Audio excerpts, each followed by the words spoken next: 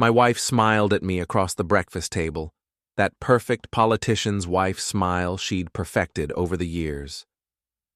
"Darling," she said, buttering her toast with surgical precision, "your best friend Jonathan is everything you'll ever aspire to be, but will never become." I sipped my coffee, watching her deliver this verbal assassination with the same casual tone she used to discuss dinner plans.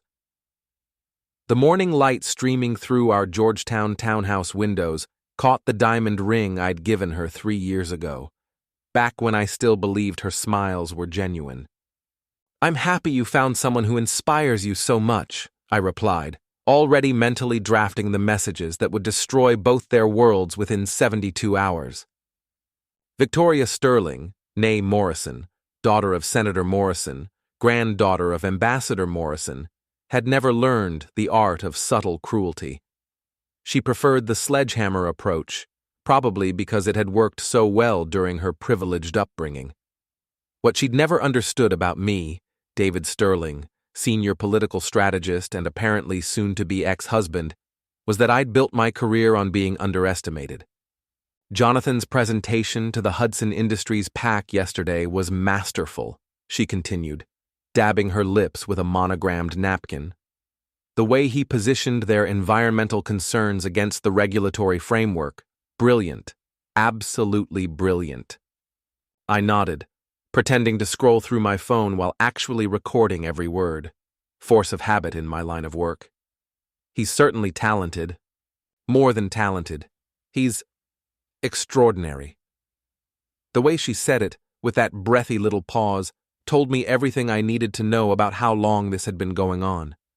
My phone buzzed with a text from my client, Senator Richardson's chief of staff. Client meeting moved to 2 p.m.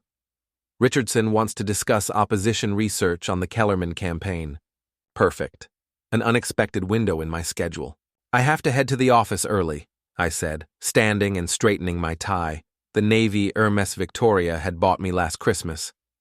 "The Richardson campaign needs some strategic adjustments." Victoria barely looked up from her tablet, where she was no doubt messaging her inspiration. "Of course, darling. I'll probably work late tonight. Jonathan and I need to review the Morrison Foundation contracts."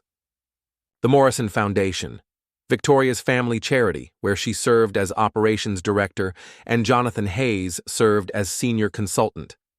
How convenient. I kissed her forehead, inhaling her Chanel perfume one last time as an unsuspecting husband. "Have a productive day, sweetheart." 20 minutes later, I was parking outside our Georgetown office building, watching Jonathan Hayes stride through the lobby like he owned the place. Which, technically, he partially did. Hayes and Sterling Political Consulting had been our joint venture for 4 years, built on my strategic mind and his charismatic client relationships. What Jonathan didn't know was that I'd been documenting every financial irregularity, every questionable expense report, every client dinner that looked more like a personal vacation. Not out of suspicion, out of professional paranoia. In Washington, you survive by keeping receipts on everyone.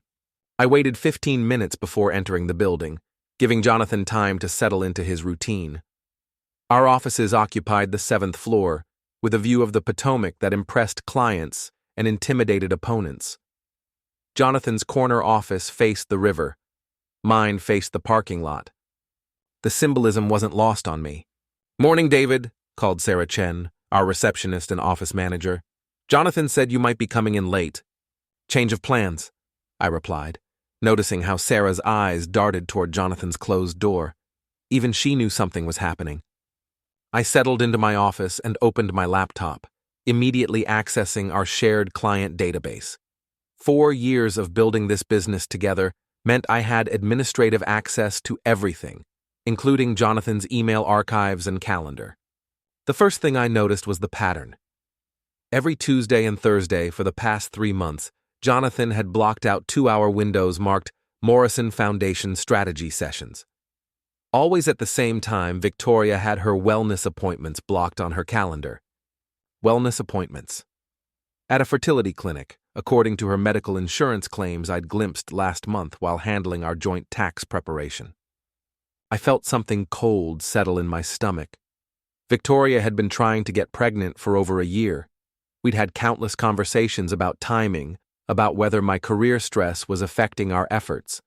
She'd suggested couples counseling, fertility specialists, even a romantic getaway to reconnect, all while scheduling twice-weekly wellness appointments that coincided perfectly with Jonathan's Morrison Foundation strategy sessions. My phone rang. Senator Richardson's chief of staff. "David, we need to discuss something sensitive." John Crow's voice was tight with tension. "Can you come in early?" "Like, now?" "I'm already at the office. What's going on?" "Not over the phone. Richardson's private conference room, 30 minutes.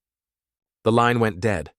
I stared at my computer screen, where Jonathan's calendar still glowed with those damning Tuesday and Thursday appointments. Whatever Richardson needed to discuss, it could wait. I had more important evidence to gather.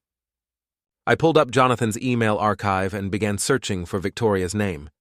The first email was dated 4 months ago. From Jonathan.Hayes to Victoria Sterling.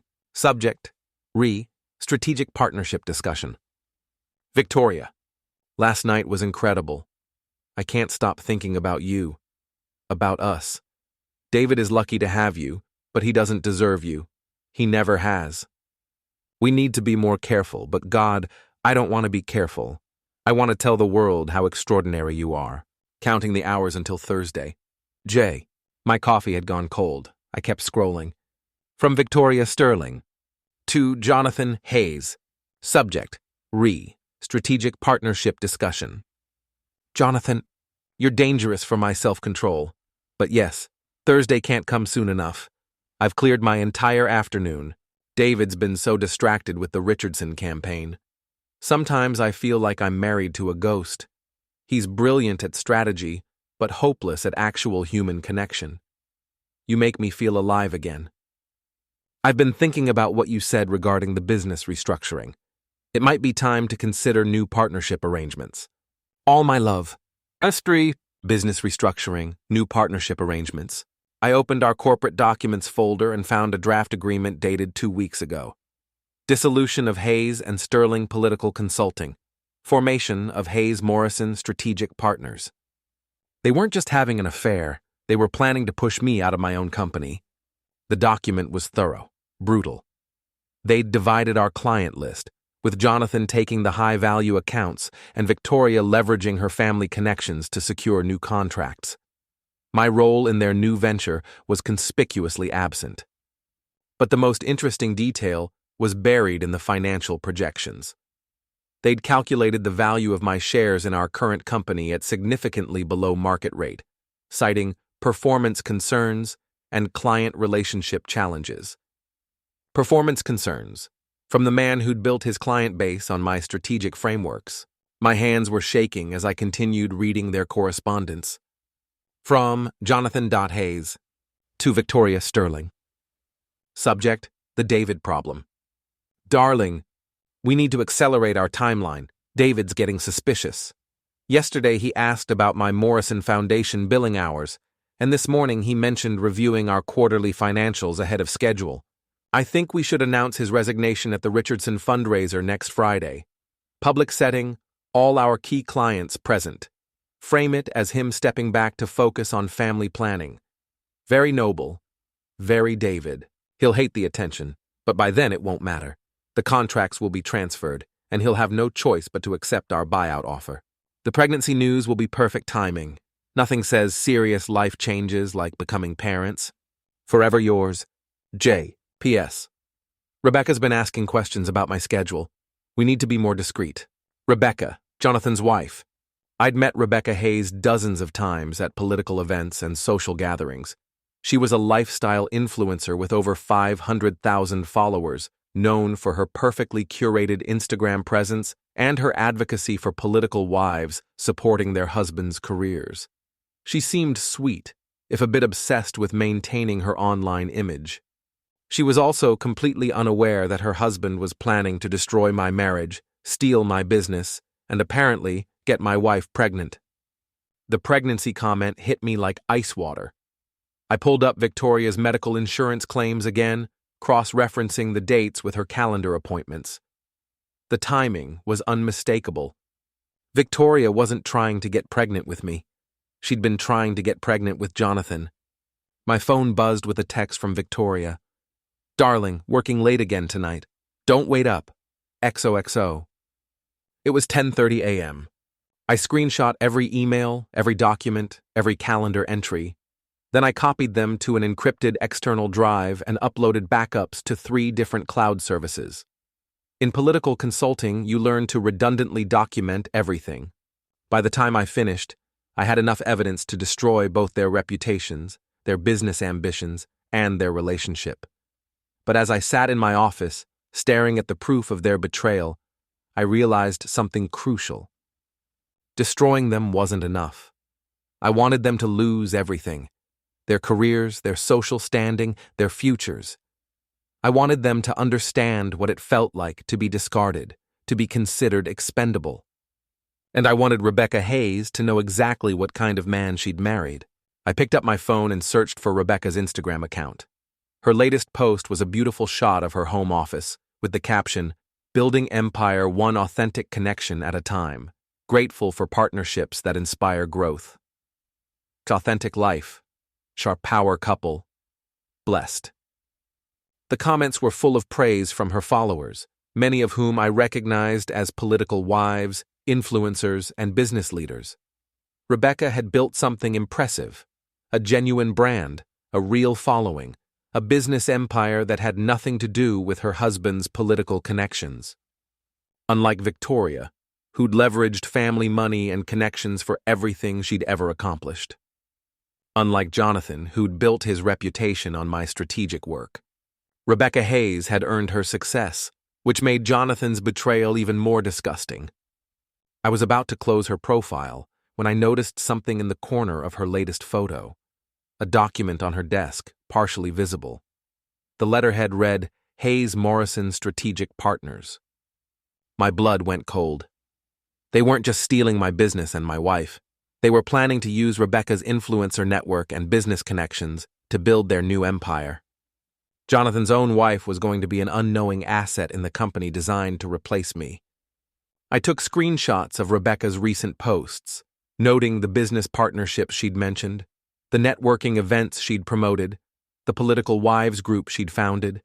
It was an impressive portfolio of connections that any political consulting firm would kill to access. My phone rang, John Crow again. "David, where the hell are you? Richardson's been waiting for 20 minutes. "On my way," I said, grabbing my jacket and the encrypted drive. But first, I had a different appointment to make. The Hay Adams Hotel Bar was quiet at 2 p.m. on a Tuesday, exactly the kind of place where serious conversations happened between people who needed absolute discretion. I'd chosen it carefully, upscale enough that Rebecca Hayes would be comfortable, but not somewhere she'd run into her usual social circle. I'd sent the message through Instagram's private messaging system, using an account I'd created for opposition research. "Mrs. Hayes, I have information about your husband's business activities that you need to see. Today, 3 p.m., Hay Adams Hotel Bar. I'll be wearing a navy suit, reading the Post. This concerns your future and your business interests. Not too dramatic, not too vague, just enough intrigue to guarantee she'd show up." She arrived exactly on time, scanning the room with the practiced eye of someone accustomed to navigating Washington's social dynamics. Rebecca Hayes was more striking in person than in her carefully curated photos. Taller, sharper, with an intelligence in her dark eyes that her Instagram persona didn't fully capture. "David Sterling?" I said, standing as she approached. "Thank you for coming." "I know who you are," she replied, settling into the leather chair across from me. "You're Jonathan's business partner, and Victoria's husband." The way she said Victoria's name told me everything. She already suspected. "Former business partner," I corrected, signaling the bartender. "What would you like to drink?" "Club soda with lime. I have a conference call with a brand partner in an hour." She studied my face carefully. "What exactly is this about, Mr. Sterling?" I slid a manila envelope across the table. "Your husband and my wife are having an affair. They're also planning to steal my consulting business and use your network of contacts to build their replacement company." Rebecca's expression didn't change, but her fingers tightened slightly around her glass. That's quite an accusation. It's quite a collection of evidence, I replied. Bank records, email exchanges, calendar appointments, corporate documents. They've been planning this for months. She opened the envelope and began reading. I watched her face carefully, noting the moment her professional composure cracked. It was when she reached the email where Jonathan described her as useful, but ultimately disposable once we're established. Unbelievable, she whispered. There's more, I said gently. They're planning to announce my resignation at the Richardson fundraiser on Friday. Public humiliation, followed by a hostile buyout of my shares. Victoria will announce her pregnancy the same week, positioning it as the reason I'm stepping back from the business. Rebecca looked up sharply. Pregnancy? 3 months along, according to her medical records. The timing rules me out as the father. She was quiet for a long moment, methodically working through the implications. This was a woman who'd built a successful business by thinking strategically. What do you want from me? She asked finally. Justice. They think they're so much smarter than everyone else. They think they can discard people like used tissues and move on with their perfect little life. I want them to understand what it feels like to lose everything. And how exactly do you propose we accomplish that? I leaned forward. You're the keynote speaker at the Richardson fundraiser on Friday night. 500 guests, including every major political player in D.C., live streamed to your social media followers. Perfect platform. Rebecca's eyes narrowed. You want me to expose them publicly? I want us to destroy them completely. Their reputations, their business prospects, their social standing, everything they value. Revenge, she said simply. Consequences, I corrected. They made choices. We're just ensuring those choices have appropriate results. She was quiet again, thinking. I could practically see her calculating the risks and benefits, the social costs and strategic advantages. Finally, she smiled. Not her Instagram smile, but something colder and more genuine. Jonathan thinks I'm just a pretty face with followers, she said. He has no idea I built a $2 million business by being 10 steps ahead of everyone else. So you're in? Oh, I'm in. But we're doing this my way. I've been suspicious for months and I've been documenting everything. What you have is just the beginning. She pulled out her phone and scrolled through what looked like a private folder of screenshots and recordings. Jonathan's been careless about his phone security around me. I have audio recordings of him talking to Victoria about their plans. I have photos of documents he left in his home office. And I have something else you'll find interesting. She showed me a series of screenshots from what appeared to be a private messaging app. Jonathan's been having conversations with other political wives in my network, gathering information about their husbands' campaigns and business interests. He's been using our marriage and my connections to conduct industrial espionage. The scope of his betrayal was breathtaking. Not only was he stealing my business and my wife, he was exploiting Rebecca's entire social and professional network for competitive advantage. There's more, Rebecca continued. I've been tracking the financial transfers from his business accounts. He's been funneling money through the Morrison Foundation to hide assets from your partnership's quarterly reviews. Victoria's been helping him embezzle from your joint clients. Jesus Christ. They're not just cheating on us romantically, they're criminals. I felt something shift in my chest, a cold, focused anger that I recognized from my most successful campaign strategies. This wasn't about hurt feelings anymore. This was war. What did you have in mind? I asked. Rebecca's smile turned predatory. We're going to give them exactly what they want. A public stage, all their important connections watching, their perfect moment of triumph. And then we're going to burn it all down in front of everyone. She leaned back in her chair, completely composed. I've been planning my own documentary project about authenticity in political marriages. Funny thing about being married to a political consultant. You learn to always be recording. You've been documenting everything. Everything. Including conversations they had in my house, thinking I was upstairs doing yoga. Jonathan has quite a lot to say about your professional shortcomings and Victoria's intimate preferences. The ice in my chest spread outward. They'd been in Rebecca's house. planning my destruction in her living room, laughing about my marriage in her kitchen, probably celebrating their cleverness in her bed. Friday night, I said. We end this Friday night. Friday night, Rebecca agreed. But first, we need to make sure they walk into the trap willingly. I need you to do exactly what they expect. Be the clueless, passive husband who doesn't fight back. That might be harder than you think. She reached across the table and briefly squeezed my hand. David, by Friday night, they're going to wish they'd never heard either of our names. Wednesday morning, I played my role perfectly. Victoria found me in the kitchen making coffee, already dressed for work in one of my conservative navy suits. I kissed her cheek and asked about her day with the same bland affection I'd shown for months. Busy schedule, she replied, not looking up from her phone. Jonathan and I need to finalize the Morrison Foundation's quarterly strategy presentation. Of course, I said mildly. Will you be home for dinner? Probably late again. This foundation work is more demanding than I expected. I nodded sympathetically. Well, the Richardson fundraiser is Friday. We'll have the whole weekend to reconnect. Something flickered across her face. Guilt, maybe, or anticipation. About Friday night, darling. I think it might be good for your career if you considered making some kind of announcement. You've been working so hard, maybe it's time to think about new directions. There it was, the setup, delivered with her trademark surgical precision. What kind of announcement? Oh, nothing dramatic. Maybe just a recognition that you want to focus more on family planning, step back from some of the day-to-day business pressures. I set down my coffee cup carefully. Are you suggesting I should resign from Hayes and Sterling? Not resign, evolve. Jonathan's been carrying more of the client-facing work anyway.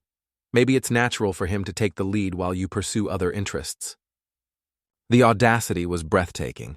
She was asking me to voluntarily destroy my own career to make their betrayal easier.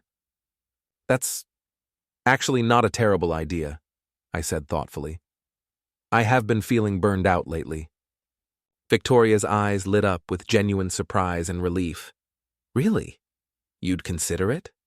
I'd need to discuss it with Jonathan, of course. Make sure the transition would be smooth for our clients. I'm sure he'd be very supportive. He thinks the world of you, David. We both do. I kissed her forehead. Let me think about it today. Maybe we can discuss details tonight if you're not too tired from your foundation work. After Victoria left, I drove to the office and spent the morning implementing phase 1 of Rebecca's plan. I needed to give Jonathan confidence that I was exactly as passive and oblivious as they believed. Jonathan, I said, knocking on his door around 10 a.m., do you have a few minutes to discuss something? He looked up from his computer with that practiced political smile. Of course, partner. What's on your mind? I've been thinking about work-life balance lately. Victoria and I are trying to start a family, and I'm wondering if I should scale back my involvement in the business. The transformation in Jonathan's expression was subtle but unmistakable.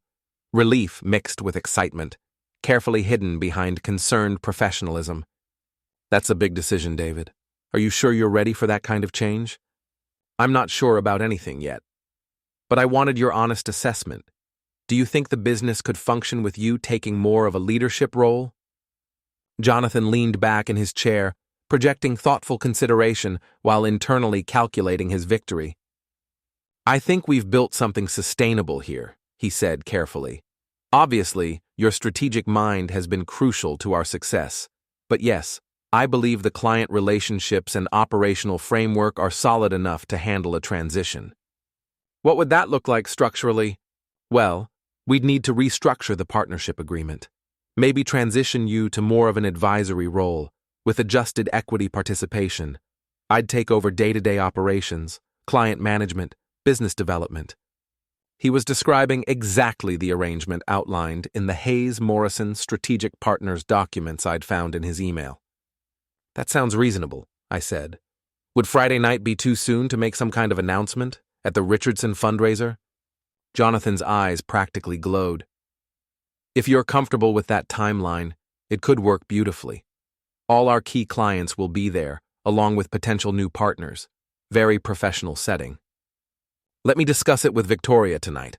I value her input on major career decisions. Of course. She's incredibly insightful about strategic positioning. I bet she was. Thanks for being so understanding about this, Jonathan. I know it's not ideal timing, but sometimes life forces these decisions. David, you're my partner and my friend. I want whatever's best for you and Victoria. I left his office feeling slightly sick. The ease with which he lied was almost admirable in its shamelessness. My phone buzzed with a text from Rebecca. Coffee at 1 p.m., same place as yesterday. I have updates. I spent the rest of the morning reviewing client contracts and financial records, documenting every piece of evidence that would support our case. By the time I met Rebecca, I had compiled a comprehensive dossier of Jonathan and Victoria's criminal activities. Rebecca was already waiting when I arrived, dressed in a professional black blazer that suggested she'd come from a business meeting. "How did your morning go?" she asked. Jonathan practically salivated when I suggested stepping back from the business. He's convinced I'm the perfect passive victim. "Excellent. Victoria called me this morning." I looked up sharply. "Called you?" "We're not close, but we move in the same social circles. Political wives networking events, charity fundraisers. She wanted to invite me to lunch tomorrow to discuss women supporting women in political careers. She's recruiting you. She's trying to neutralize me. Make sure I'm a friendly witness when they destroy you on Friday night. She probably wants to gauge how much I know about Jonathan's schedule changes." Rebecca smiled coldly. I accepted, of course. Lunch tomorrow at Le Bernardin. She's picking up the tab. "Be careful. Victoria's more dangerous than she looks." "David, I've been navigating Washington social politics since I was 25. Victoria Morrison Sterling thinks she invented manipulation, but she's playing checkers while I'm playing chess." She pulled out her phone and showed me a series of audio files. Last night's recordings from Jonathan's home office. He was on a conference call with someone named John Crow. John Crow, Richardson's chief of staff, the man who'd been trying to reach me Tuesday morning. "What did they discuss?" "Listen for yourself." Rebecca pressed play. Jonathan's voice, clear and confident. "Sterling's becoming a liability. His strategic recommendations on the Richardson campaign have been increasingly erratic. Senator Richardson is concerned about continuity if David remains involved in sensitive opposition research." A different voice, slightly distorted by speakerphone. "That's unfortunate. Richardson values stability in his consulting relationships. I think a leadership transition might be the best solution for everyone involved. I can maintain all current client services while David focuses on personal priorities. He's mentioned wanting to start a family." "When would this transition occur?" "We're planning to announce it at Friday's fundraiser. Very amicable, very professional. David stepping back to focus on family planning, me taking over day-to-day operations. Richardson will be relieved to hear there's a succession plan." My hands were clenched so tightly around my coffee cup I was surprised it didn't shatter. "He's been undermining me with our biggest client," I said. "For weeks, according to the recordings. But here's the interesting part. Richardson never requested any of those conversations. Jonathan's been initiating them, positioning himself as the solution to problems he created." Jesus, it gets worse. After the call ended, Victoria arrived at the house. They celebrated with champagne and discussed their timeline for the business transition. Jonathan mentioned that once they're established as Hayes Morrison strategic partners, they'll start pushing out some of their current clients' lower profit accounts, including Richardson. Apparently he's not prestigious enough for their new brand image. The scope of their betrayal kept expanding. They weren't just stealing my business and my wife. They were planning to destroy the careers and relationships I'd spent 4 years building. "There's something else," Rebecca continued. "Victoria mentioned that she's 3 months pregnant, and Jonathan expressed concern about the timing of their divorce announcements. Divorce announcements, plural. They're planning to leave both of us within 6 months. Victoria wants to wait until the second trimester to announce the pregnancy, then position her divorce as protecting the baby from an unstable marriage. Jonathan wants to establish the new business first, then claim our marriage fell apart due to career pressures." I felt something cold and final settle in my chest. This wasn't just betrayal. It was premeditated destruction of everything I'd built, everything I valued, everyone I cared about. Rebecca, I said quietly, when we destroy them on Friday night, I want it to be complete. I want them to lose everything, forever. She reached across the table and took my hand. David, when I'm finished with them, they'll wish they'd never been born. Thursday morning, Victoria left for her lunch with Rebecca wearing the Diane von Furstenberg dress she'd bought for our 3rd wedding anniversary. The irony wasn't lost on me. Wish me luck, she said, checking her lipstick in the hallway mirror. Rebecca Hayes is incredibly well connected in the influencer space. If we can develop a relationship with her, it could be valuable for the Foundation's social media outreach. I'm sure you'll charm her completely, I replied, meaning every word. After Victoria left, I drove to Jonathan's house in Chevy Chase, a sprawling colonial that Rebecca's influencer income had purchased, though Jonathan liked to imply his consulting fees were responsible for their lifestyle. I'd never been inside when Rebecca wasn't home. Jonathan had always been careful about that, maintaining the appearance of professional boundaries. But today, he'd texted me about reviewing some client files that he'd forgotten to bring to the office. The house was exactly what I'd expected from Rebecca's Instagram posts. Elegantly decorated, professionally organized, with subtle touches that suggested wealth without ostentation.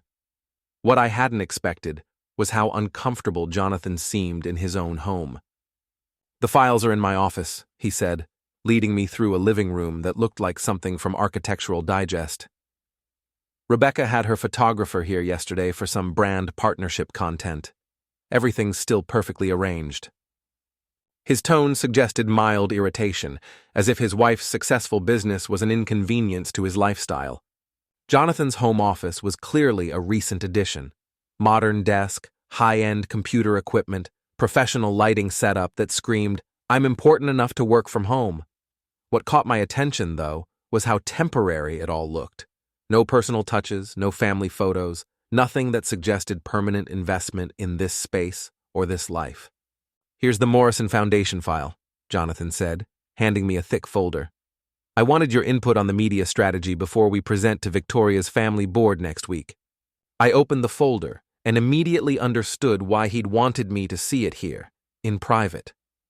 The document outlined a comprehensive plan to leverage the Morrison Foundation's charitable activities for political influence and business development. It wasn't just unethical, it was illegal. "Jonathan," I said carefully, "some of these donor cultivation strategies could be considered quid pro quo arrangements." "They're standard nonprofit development practices," he replied smoothly. "Major donors expect certain access and influence opportunities. Major donors expect charitable tax deductions, not guaranteed government contracts." He looked at me with something approaching pity. "David, you're brilliant at campaign strategy, but you've never understood how business actually works at this level. Victoria's family has been managing these kinds of relationships for generations. The Morrison family.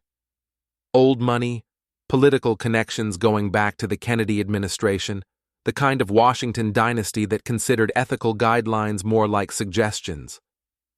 "Is this the direction you want to take the business?" I asked. "This is the direction the business needs to go if we want to compete with the major firms. Small-scale campaign consulting is a dead end.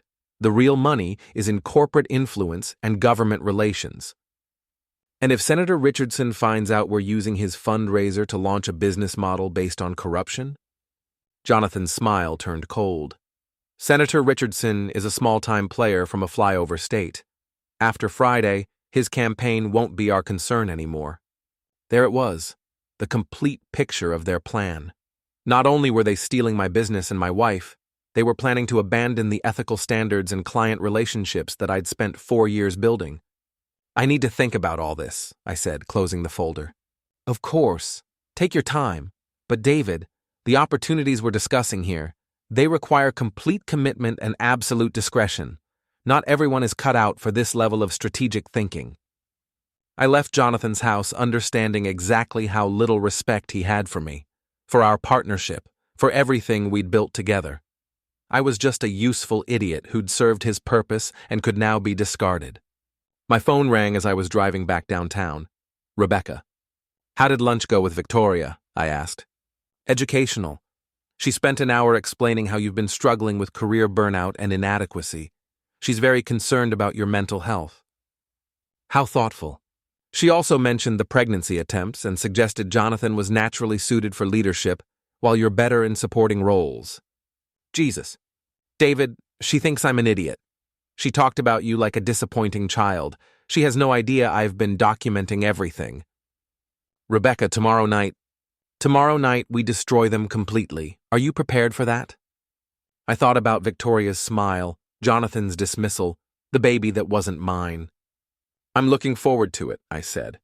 Friday evening, the Kennedy Center buzzed with Washington's political elite. Jonathan and Victoria arrived confident, working the room like the power couple they believed themselves to be. Rebecca made her entrance at 8:15 p.m. wearing scarlet red and live streaming to her 500,000 followers. Senator Richardson introduced Jonathan and me to speak. Jonathan stepped forward with his practiced smile. Tonight, I'm pleased to announce our firm is entering a new phase. My partner, David Sterling, has decided to step back from day-to-day operations to pursue family planning developments. He gestured for me to join him. This was my moment to play the gracious, defeated partner. Instead, I smiled and shook my head. Actually, Jonathan, I think there's some confusion. Rebecca, didn't you have something to share? Rebecca stepped forward, phone in hand, live streaming. I've been documenting authenticity in political marriages. Tonight seems perfect to share my findings. The room fell silent as she displayed evidence on the projection screen. Here's a text conversation between my husband Jonathan Hayes and Victoria Sterling, discussing their affair and plans to steal David Sterling's business. Messages appeared on screen. Jonathan, David's such a pathetic excuse for a man. You deserve so much better. Victoria, once we push him out and take over the client list, we'll have everything we wanted. Gasps echoed through the room. Victoria went pale. Jonathan backed toward the exit. Here's an audio recording from my home, Rebecca continued. Jonathan's voice filled the sound system. Rebecca's followers are perfect for our new business model. She has no idea how valuable her network is. Victoria's voice joined. David thinks he's so smart, but he has no idea how to build relationships. Once we control the business, we'll be unstoppable. And here's my favorite, Rebecca said. A conversation about pregnancy timing. Jonathan, are you sure the timing will work? If David finds out the baby isn't his? Victoria, David's so desperate to be a father, he'll never question the dates. The room erupted. I took the microphone. Ladies and gentlemen, I've uncovered evidence that Jonathan Hayes and Victoria Sterling have been embezzling from our clients and using the Morrison Foundation for tax fraud. Financial records appeared on screen. Ambassador Morrison stood up, ashen-faced. Senator Richardson stepped forward, furious. Jonathan, is this true? This is fabricated. David's having a breakdown. Rebecca played another recording, Jonathan's voice saying, Richardson's a small-time senator from nowhere. We'll drop his account immediately. Richardson's face went nuclear. Security, escort them out. Victoria finally snapped. This is insane, she screamed. David, you pathetic little man, I'm pregnant with Jonathan's baby, and we're going to build the life we deserve. And Rebecca, she continued, your husband never loved you. He called you a useful idiot. Jonathan lunged toward Rebecca's phone. Stop recording! Security intercepted him. His desperation caught on camera for hundreds of thousands of viewers. Rebecca ended the live stream calmly. I think we've seen enough authentic partnership for one evening. Victoria was sobbing, her image shattered. Jonathan stood between security guards, his face a mask of humiliation. Their perfect storm had finally broken, and I was still standing. Security escorted Victoria and Jonathan through a service exit as cameras captured their final humiliation.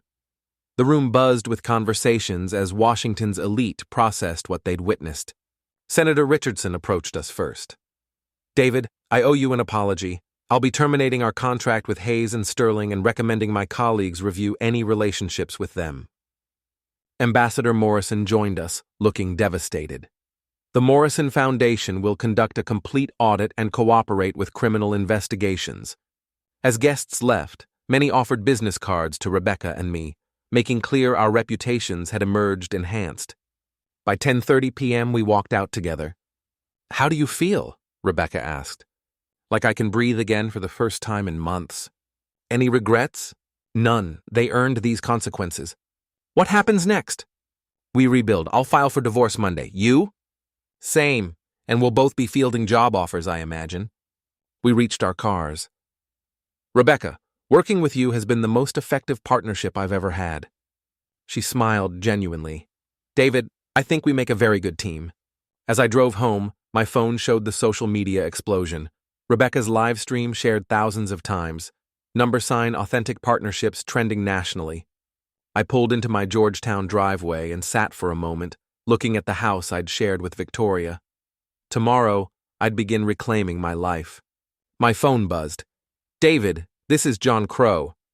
Richardson wants to meet Monday about expanding your consulting role. Well played." Inside, I poured expensive scotch, the Macallan 25 Victoria had bought because Jonathan mentioned it was his favorite. I raised the glass in a solitary toast. "To authentic partnerships," I said aloud, and drank deeply.